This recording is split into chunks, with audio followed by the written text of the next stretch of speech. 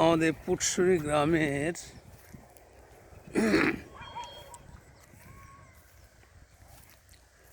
উত্তর প্রান্তে কিছু জমিতে, উত্তর প্রান্ত বলতে এই যে ঠান্ডাগড়ের বলে একটা পুকুর আছে, সেই পুকুরের ঠিক উত্তর পাড়ের দিকে আমি এখন এগিয়ে যাচ্ছি। উত্তর পাড়ে বিস্তীর্ণ কৃষি জমিতে সর্ষের চাষ হয়েছে। এই সর্ষের চাষ মোটামুটি ফুল আসতে শুরু করেছে, আরও মাসখানেকের মধ্যেই ফল ধরে যাবে।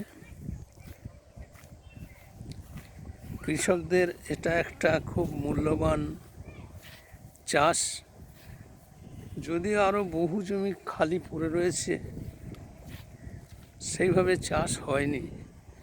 এখন যেটুকু চাষ হয়েছে সেই চাষটাই এখন একটা সৌন্দর্য। ওই দূরে দেখা যায় আরেকটি পুকুর পার, ওটার নাম হচ্ছে যজ্ঞ। বাঁ পাশে এইদিকে এটা হচ্ছে মোল্লার। এই মোল্লারের পাড়েও এখন বসত বাড়ি হয়ে গেছে, ওখানেও কিছু সর্ষে গাছ লাগিয়েছে পশ্চিম দিকে, উক্ত পাড়ের পশ্চিম দিকে। এই প্রাকৃতিক সৌন্দর্য, বক উঠছে, একটি মেয়ে তাদের বাড়ির ছাগল টাগল নিয়ে এসে মাঠে চড়াতে এসছে। ওই একজন ভালো চাষি দাঁড়িয়ে আছে, বিরাজ চৌধুরী।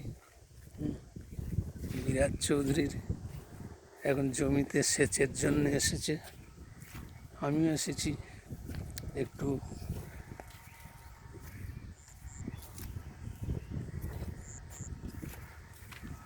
এটাই হালে ফেলেছে নাকি?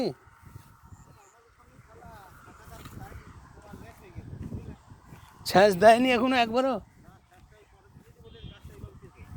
ও, ভালো হবে, এর থেকে ভালো হবে।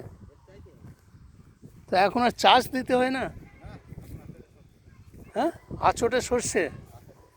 ও, এটা জল দিচ্ছে, এটাও দেবে নাকি? এইটা দেবে। এই যে চাষি বিরাজ চৌধুরী, একজন ভালো চাষি, ওনার কাছেই এসেছি আমি। ওনার সর্ষের ক্ষেতে খুব যত্ন করে এই পাশের পুকুর থেকে জল নিয়ে। কতদূর যাবে পাইপটা? ওটা যমুনা থেকে আসছে জলটা? ও, এটা যে পাইপ নিয়ে করছে ওটা কোথা থেকে? ওটা হচ্ছে ওই মোল্লার থেকে। ও, ওটা মোল্লার থেকে দেবে। ও আচ্ছা, যাক, নিলাম তোমার সাক্ষাৎকার।